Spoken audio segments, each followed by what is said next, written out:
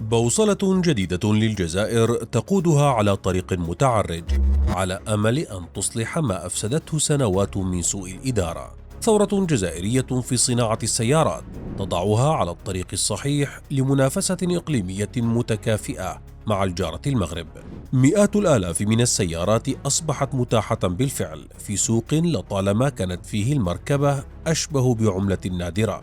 مصانع عالمية وعلامات تجارية فخمة أصبحت الآن متوفرة في سوق الجزائر الواعد، من دولة عانت لسنوات من فضيحة نفخ العجلات والتي سنروي لكم تفاصيلها في هذا الفيديو، إلى دولة نجحت بتصنيع أول سيارات كهربائية بمكونات محلية خالصة.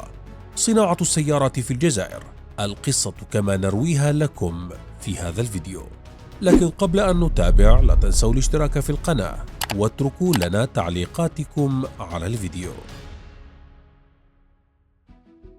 أصبح قطاع صناعة السيارات أولوية للجزائر من أجل تقليل الواردات والتنافس في هذا القطاع مع منافسها الإقليمي المغرب، إضافة إلى تنويع اقتصادها في مواجهة خطر انخفاض عائدات النفط. ولدت صناعة السيارات في الجزائر عام 2012 عندما دخلت شركة رينو الفرنسية في شراكة مع الحكومة لبناء أول مصنع في البلاد بالقرب من وهران، ثاني أكبر مدينة في الجزائر. وحدت شركات أخرى حذوها مثل شركة هيونداي الكورية الجنوبية التي افتتحت مصنعها لتجميع فيتيرات عام 2016.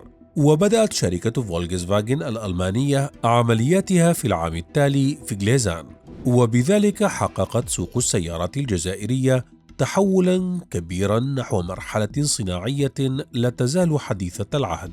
لكن هذا القطاع مر بعوائق كثيرة أعادته إلى نقطة الصفر. ولفهم المسار المتعرج لسوق السيارات الجزائرية من الضروري أن نعود معكم إلى عام 2014. في ذلك العام أدخلت الحكومة مواصفات وشروطا جديدة لاستيراد السيارات على 3 مستويات: السلامة والراحة وأنظمة نقل الحركة.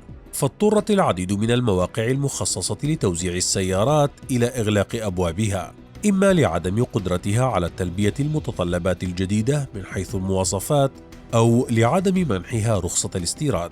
وامتدت عمليات الإغلاق هذه إلى مختلف شبكات الوكلاء المعتمدين الذين يمثلون العلامات التجارية في جميع أنحاء البلاد. جاء نظام الحصص هذا لخفض الواردات بسبب انهيار أسعار النفط، وذلك للحد من نزيف النقد الأجنبي في الجزائر، خاصة بعد أن وصلت واردات الجزائر في عام 2013 من السيارات إلى أكثر من 650 ألف مركبة بقدرة تفوق 7 مليارات دولار.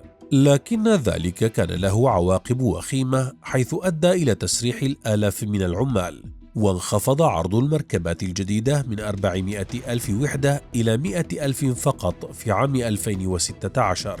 أدى شح المعروض من السيارات المصاحب لانخفاض قيمة العملة الوطنية الدينار في أسواق الصرف إلى ارتفاع أسعار السيارات، لتقوم الحكومة بإطلاق عدة مشاريع جديدة لتركيب وتجميع السيارات من أجل جعل الجزائر مصنعا للسيارات في غضون سنوات. وحصل بذلك أصحاب المصانع الجدد على امتيازات كثيرة، منها الحصول على أراضٍ مجانية وإعفاءات ضريبية لمدة 5 سنوات، لكن بشرط واحد، وهو أن تحقق المصانع نسبة إدماج محلية بهذه الصناعة. لكن المصانع فشلت بتحقيق هذه النسبة، وأصبحت تستورد أجزاء السيارات بشكل كامل، مما أثار سخرية كبيرة في الجزائر، وأصبحت تعرف مصانع السيارات بمصانع نفخ العجلات، وذلك للدلالة على أن الجزائر تستورد كل أجزاء السيارة من الخارج وتقوم فقط بنفخ العجلات. السيارة الجزائرية عصر جديد.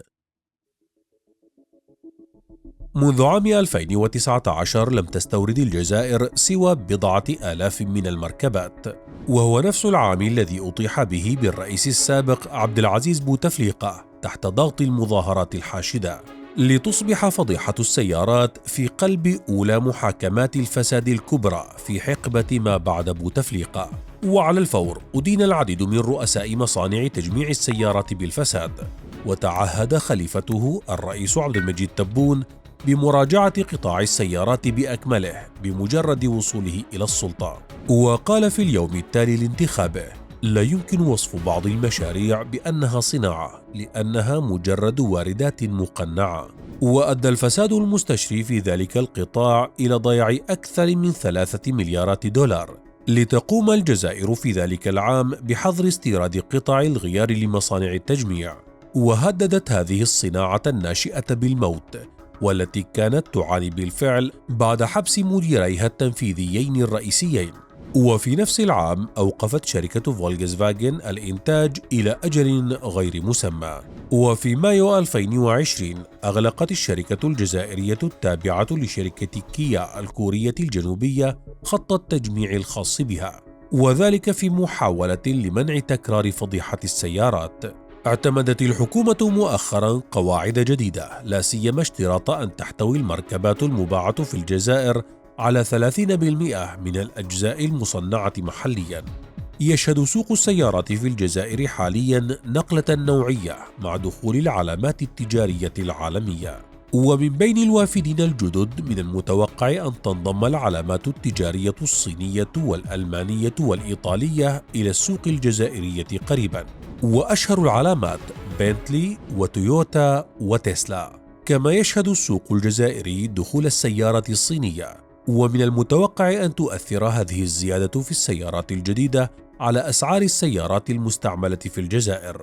وقبل نهاية 2022 وقعت الجزائر اتفاقية مع علامة فيات الإيطالية لإنتاج 90,000 سيارة سنويا من خلال بناء مصنع بولاية وهران. وأبدت اليابان أيضا اهتماما بالاستثمار في قطاع السيارات في الجزائر، وتستعد البلاد أيضا لإدخال السيارات الكهربائية، حيث قامت بإنشاء 20 محطة لشحن السيارات الكهربائية. وقبل أشهر نجحت الجزائر بصنع أول سيارة كهربائية بمكونات محلية خالصة. تسير السيارة بسرعة 35 كيلومترا في الساعة، وقام بصنعها مركز البحث في التكنولوجيا الصناعية في البلاد. تحتاج الجزائر سنويا لنحو 300,000 سيارة جديدة لسد احتياجاتها، فهل تنجح بتأمين هذه الكمية من خلال مصانعها الجديدة التي تعمل وفق شروط محددة، أهمها أن تتضمن السيارة 30% من المكون المحلي خلال مرحلة التصنيع؟